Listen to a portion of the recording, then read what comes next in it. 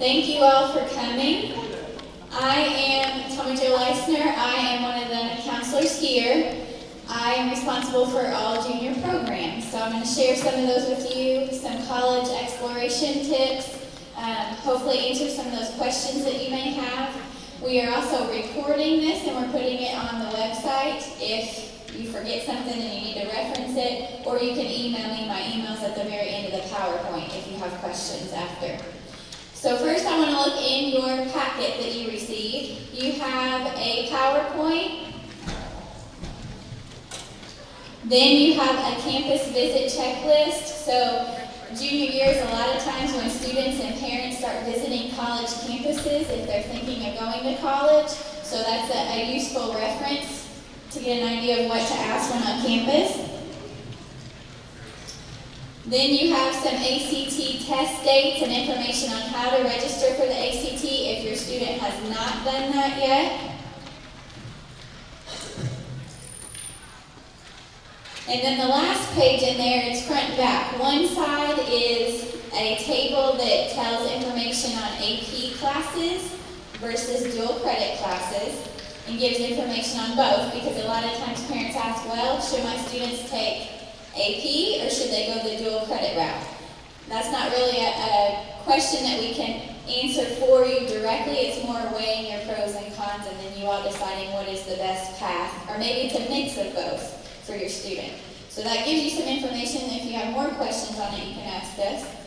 And then on the back of that, there is an 11th grade checklist to kind of keep you on track and give you an idea of what to start thinking about before senior year rolls around and college applications or thinking about plans after graduation.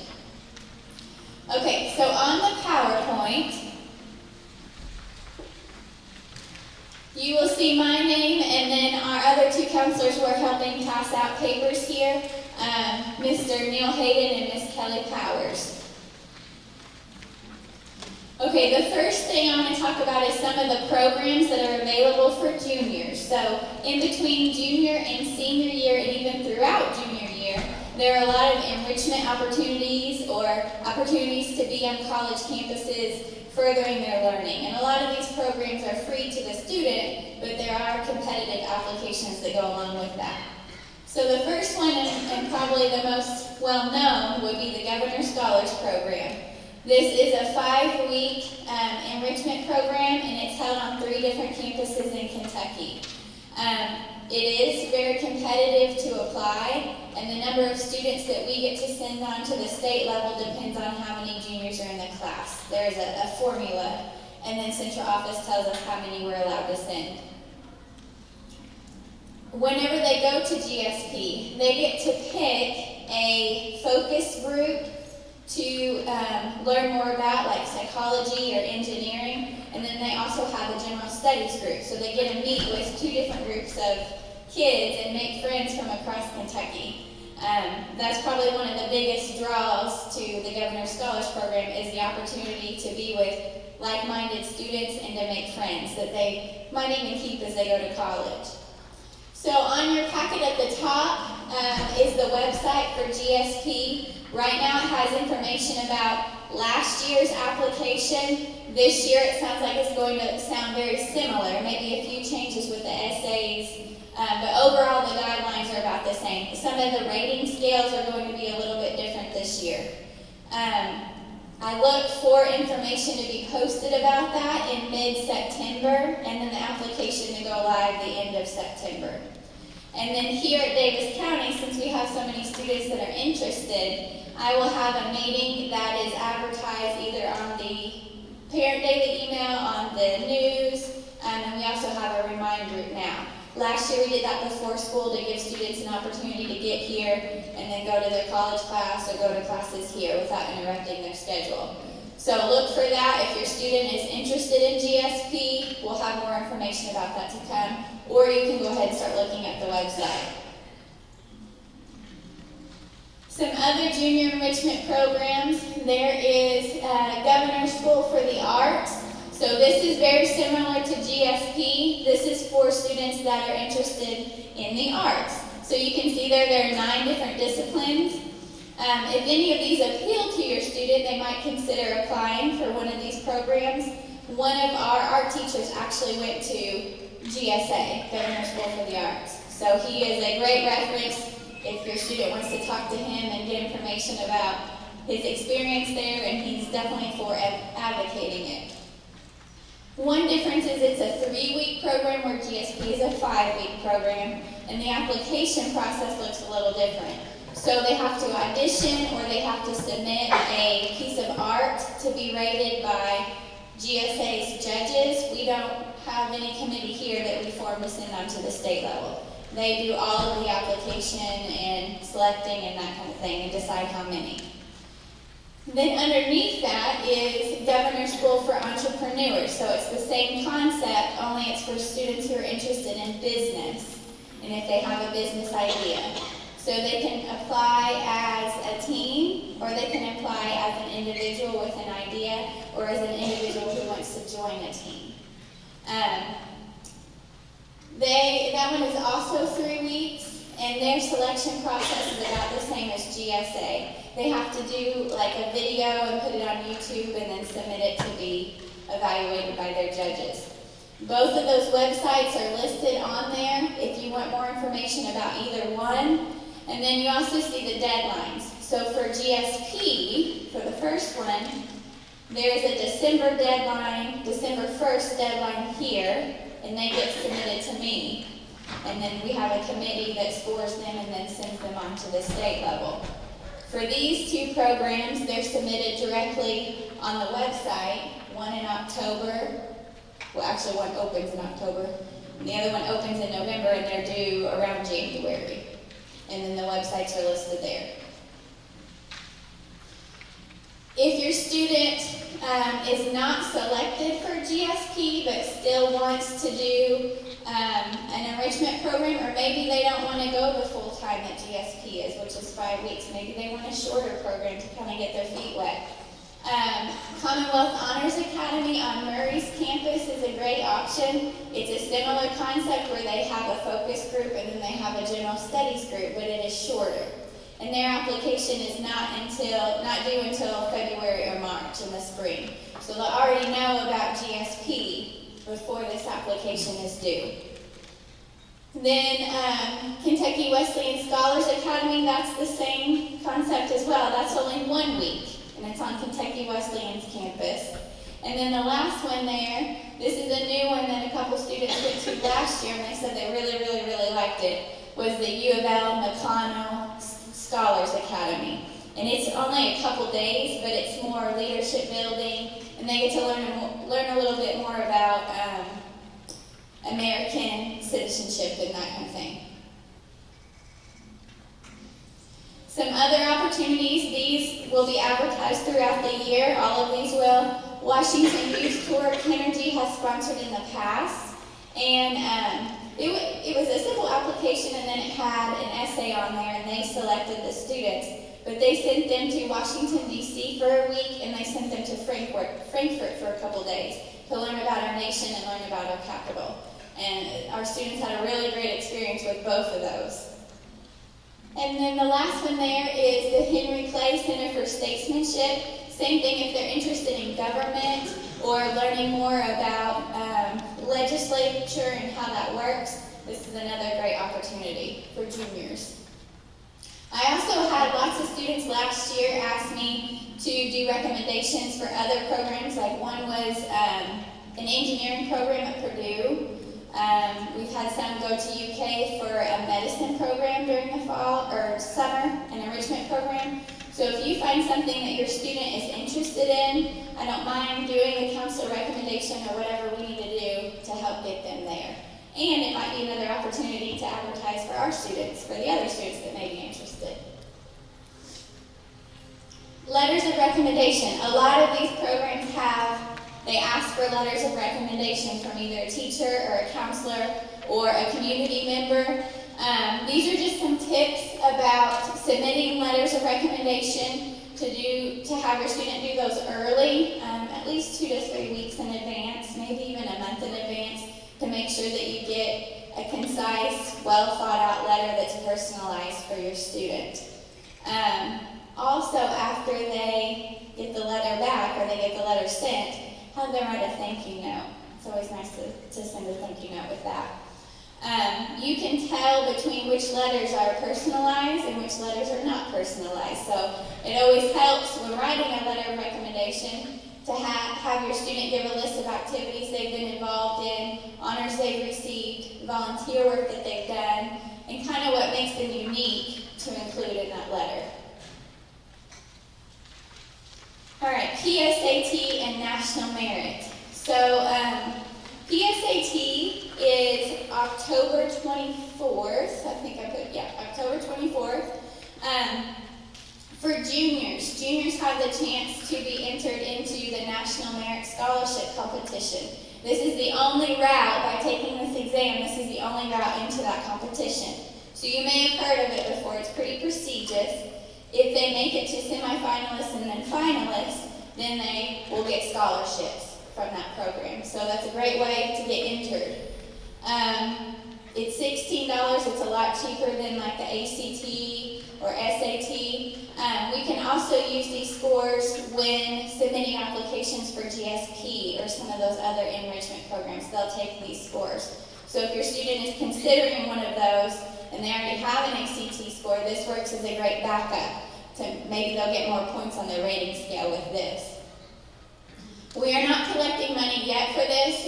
Mid-September we'll start sign-ups and collecting money and guidance. And then we're looking to actually maybe host this off campus this year and bus students, but there'll be more information to come about that. ACT. So right now in Kentucky, ACT is... Just a quick reminder, we're serving dinner in the cafeteria. Classrooms will be open until 8 o'clock. Okay, ACT is what most colleges look at for admittance and for scholarship applications.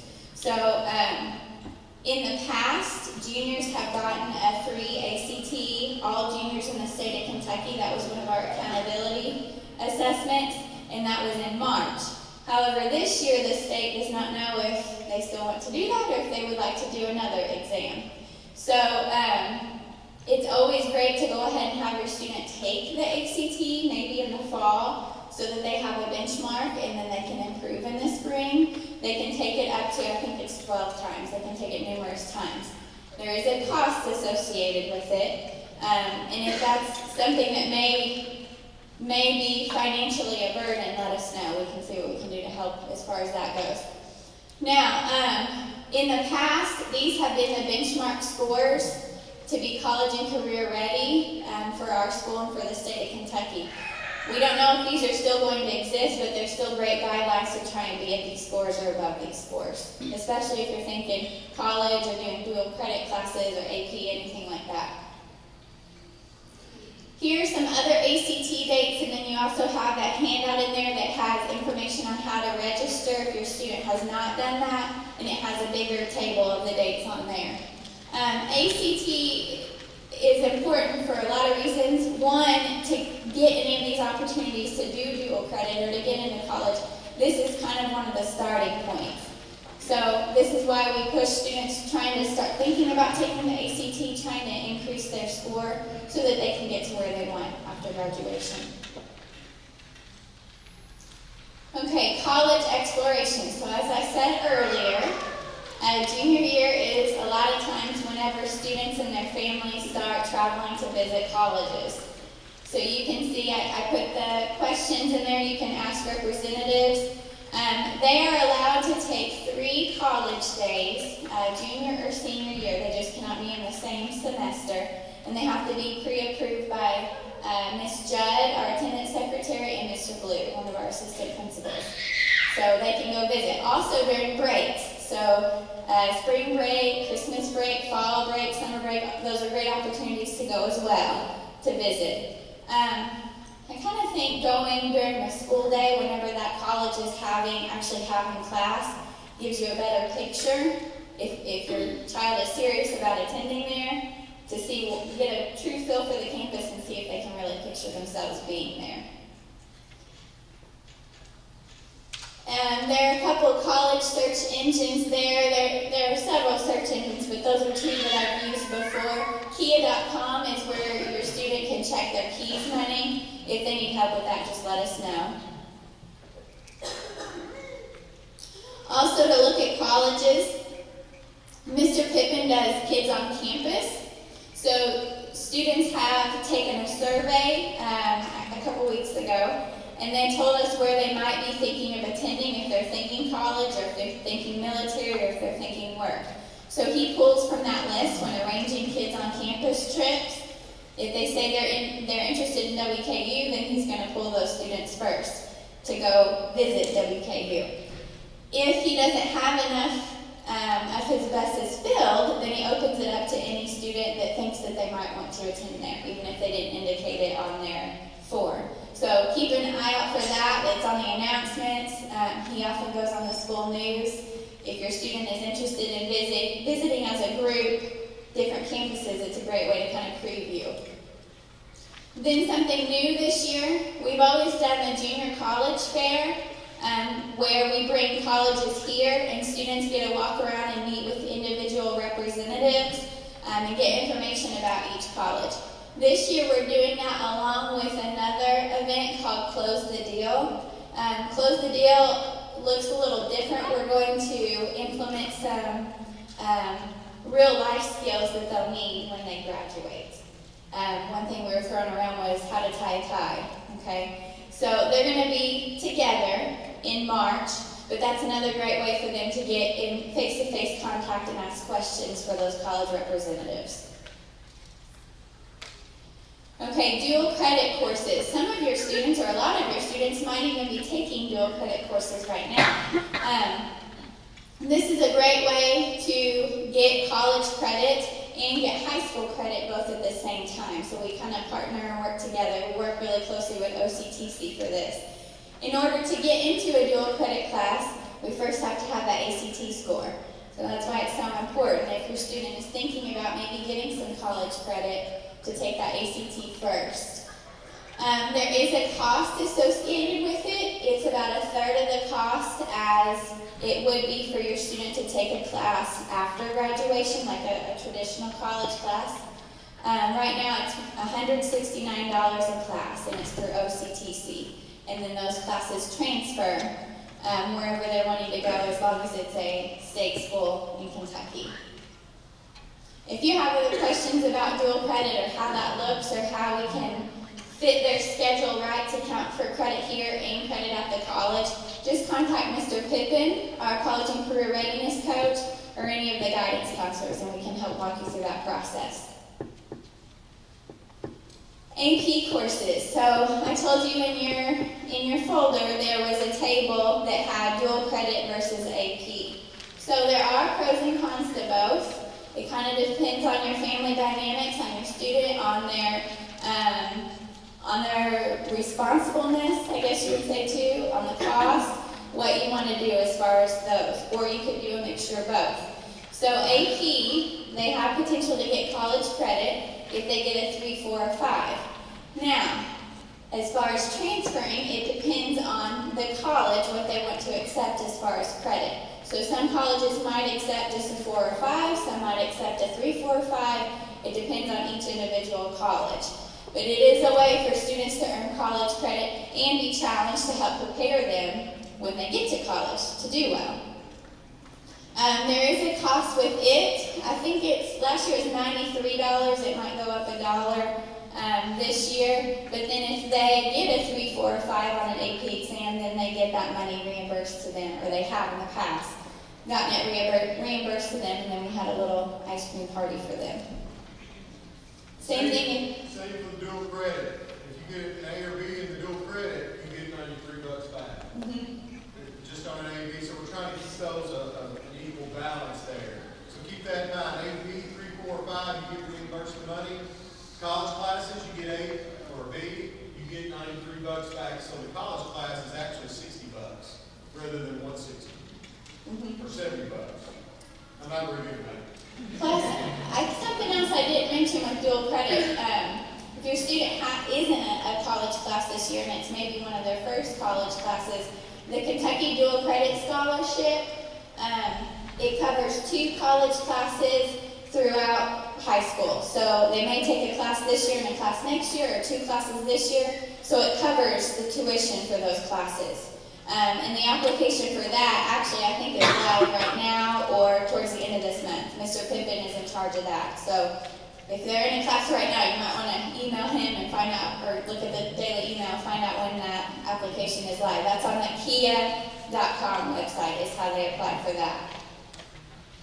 The other thing with AP, if your student is wanting to go for honors diploma, they have to have 5 AP classes and take 3 of those exams, at least 3 of those exams.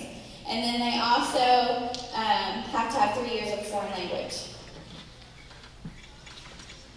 Some other opportunities that you may or may not have heard about are academic internship. So if your student doesn't know what they want to do when they graduate, but you want them to get some experience and kind of get out there and learn about different fields, this is a great opportunity for them to go and job shadow. They do, I think, 5 hours a week where they go out with an employer and they job shadow and they see what real life on the job is like.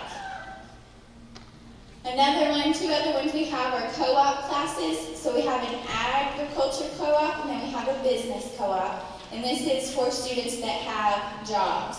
So the business co-op, they have to have business management in their schedule, and then their business co-op would be 4th block where they could leave early to go out and work. Same thing with the agriculture co-op, they have to have an ag class in their schedule, and then they can leave 4th block.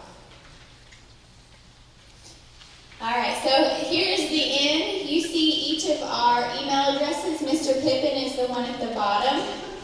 And then if you have your cell phone with you or later, at the bottom there's a remind group. So a lot of your students have already texted to join this remind group. Mr. Pippin sends out information about those kids on campus groups or about different college information that comes up. And then I can send information about some of the junior programs that are coming up, some of those deadlines. And then I also sent the text and the one call too. I want to thank you all for coming, and I hope that you'll stay for the open house and get to walk around and